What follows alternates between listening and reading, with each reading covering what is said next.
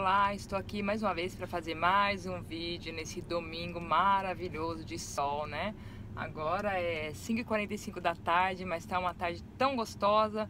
Acabei de chegar do curso lá da igreja de corte, estava maravilhoso. Hoje o culto foi muito bom, a palavra que o pastor Hélio Miura deu, né?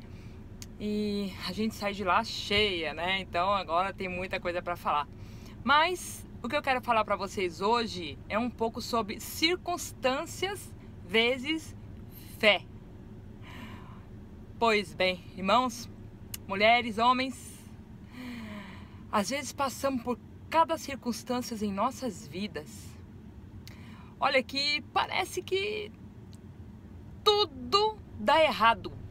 Ou seja, há problemas às vezes na nossa vida que olhamos e falamos, meu Deus, que maneira, né, eu vou solucionar isso, como que eu vou fazer? E muitas vezes as pessoas entram em pânico.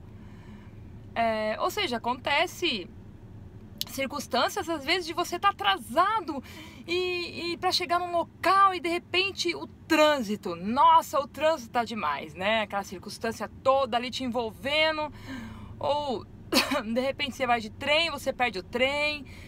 E a Bíblia diz que tudo coopera para o bem daqueles que temem e amam a Deus. Tudo que Deus faz é bom e perfeito. Embora exista várias circunstâncias que passamos e que na hora não conseguimos entender. E muitas das vezes questionamos a Deus, né? Mas por que, né, Senhor? Por que passei por isso? Mas por que meu carro quebrou? Mas por que Deus deixou acontecer isso? Mas por que disso? Por que daquilo? A gente só sabe questionar. Por quê? Por quê? Por quê? Por quê? Por quê? E não paramos para pensar na grandeza do nosso Deus, né? Não paramos para pensar que se aconteceu é permissão dele. E ele tem um escape para a nossa vida. Ou seja, eu escutei uma pregação uma certa vez que falam sobre Abraão e Isaac, quando Deus pediu Isaac para Abraão, o seu único filho, né? E Isaac teve medo também, mas ele foi obediente a seu pai. Ele já era um adolescente, ele poderia ter fugido, né? Mas ele foi obediente a seu pai e deitou ali no lugar do holocausto. E Abraão ia sacrificar o seu filho, mas ele, antes de subir o monte, ele falou assim, ó, nós vamos e nós retornamos. Ele teve fé que nada ia acontecer para o seu filho, que Deus ia dar provisão naquela situação, naquela circunstância toda que ele estava vivendo ali. Imagine, se põe no lugar dele, né? Então, muitas vezes, quando Deus te pede o seu Isaac, não é exatamente o Isaac que ele está te pedindo. Ele está te pedindo o seu Abraão, né? Vamos ter fé. Vamos ter fé em Deus, vamos confiar que Deus, ele é tremendo. Quando andamos com Deus, quando conseguimos ter aí uma intimidade com Deus, quando começamos a ter experiências de com Deus andar, de com Jesus andar, irmãos, isso torna uma rotina tão gostosa na nossa vida. Nós adquirimos uma confiança, uma fé tão grande no Deus que servimos, que nenhuma circunstância que passamos na vida é motivo para a gente não ter fé no Deus que servimos, certo? Pois bem, tudo vemos a mão de Deus, tudo. Então, quando passamos por alguma circunstância desagradável, vamos ter fé que Deus, ele vai mover tudo ao seu favor. Às vezes Deus está te livrando de um acidente na rua, eu perdi o ônibus, aí começa a xingar, começa a reclamar, perdeu a bênção. Às vezes Deus está te livrando de um acidente maior. Às vezes, né, muitas vezes Deus está nos livrando e na hora não entender, mas por que, meu Deus, e agora? Chega lá na frente e você olha para trás e fala, ainda bem que Deus não escuta oração de tolo, né? Ainda bem que ele não me ouviu. Entenda, seus pensamentos não são os pensamentos de Deus. Nem tudo que você pede você precisa, né? O ser humano, ele nunca está contente com nada, ele sempre está em busca, sempre quer, nunca para. É assim, a vida é assim. Mas vamos ter fé no Deus de Abraão, no Deus de Jacó, no Deus de Isaac. Eu vou contar umas circunstâncias que eu passei uma certa vez, quando criança. Eu tinha aí na idade de 7 para 8 anos de idade, né? A situação financeira na minha casa, desde criança, eu já contei, era muito, extremamente pobre. Eu digo que era abaixo da linha da pobreza, né? A vaca era tão magra, né? E teve uma época que ela tava, mas tão magrinha, essa vaca na minha casa, que eu não sabia o nome que dá pra ela. Mas hoje a moda tá tão grande e a gente vê na internet direto o nome da doença, que hoje eu sei o que minha vaca sofria. Ela sofria de uma doença chamada anorexia. De tão magra que ela era, né?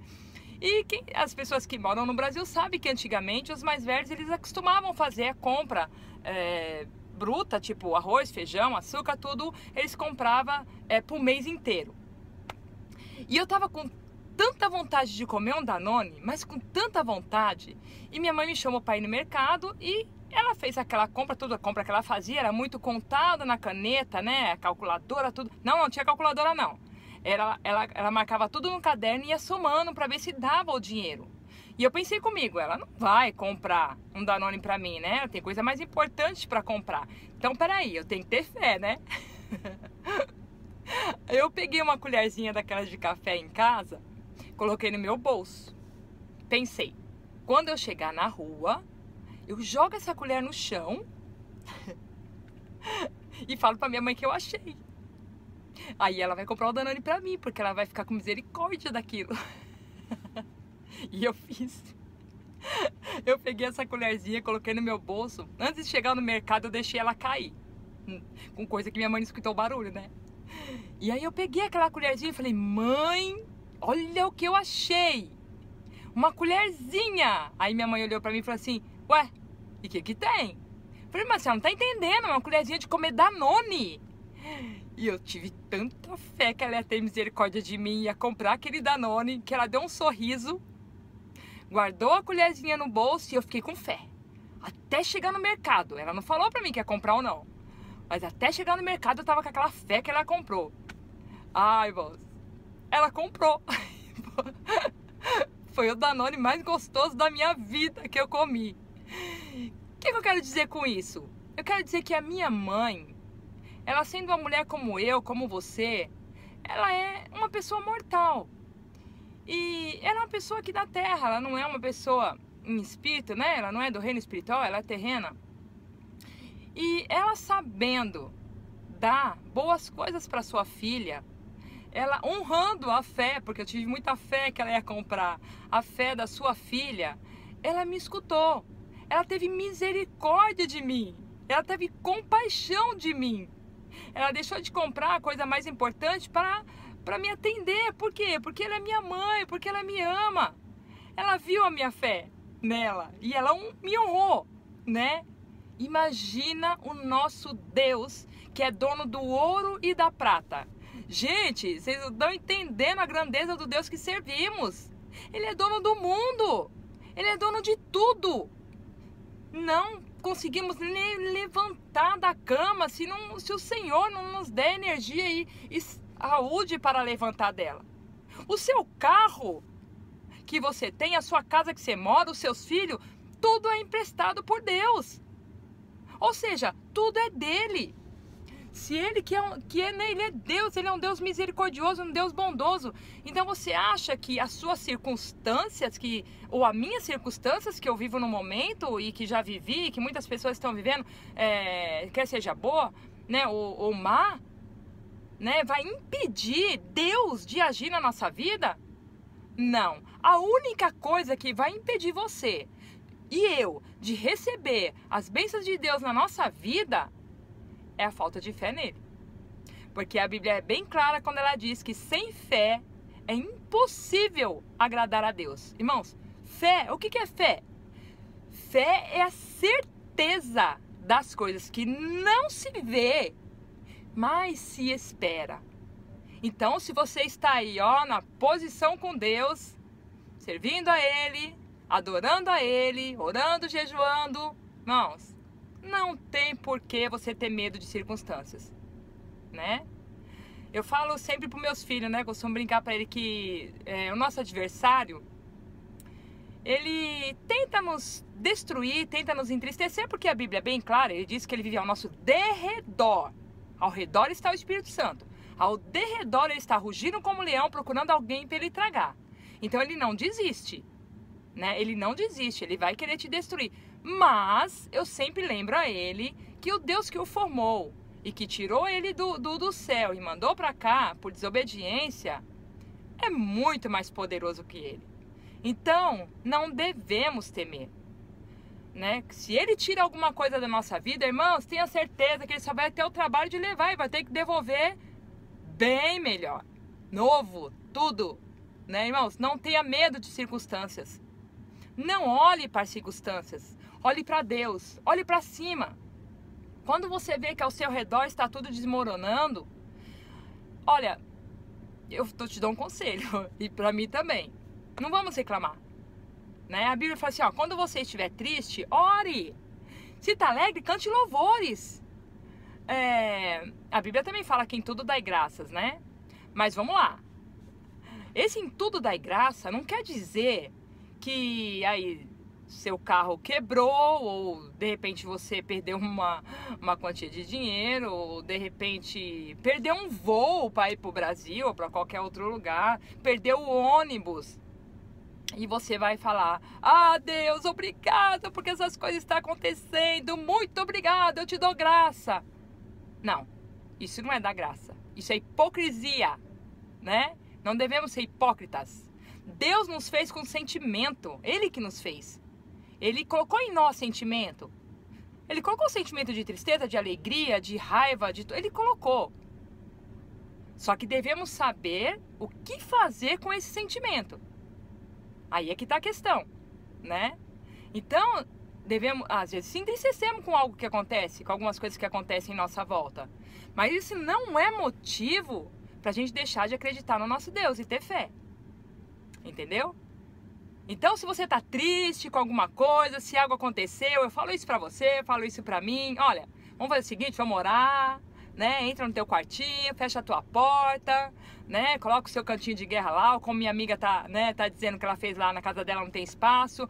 Ela fez um guarda-roupa de guerra, ela entra lá dentro para orar, para falar com Deus, né? E tenha fé. Tenha fé que Deus, Ele é Deus do ouro e da prata, Ele é tremendo, Ele é sugoi, né? E Ele tá aí, pronto para te abençoar, pronto para me abençoar, mas Ele quer que você se posicione, Ele quer que eu me posicione, né? Irmãos, eu vou falar para você, não tem alegria maior, não tem circunstâncias na vida que possa tirar a alegria que temos de servir a Jesus.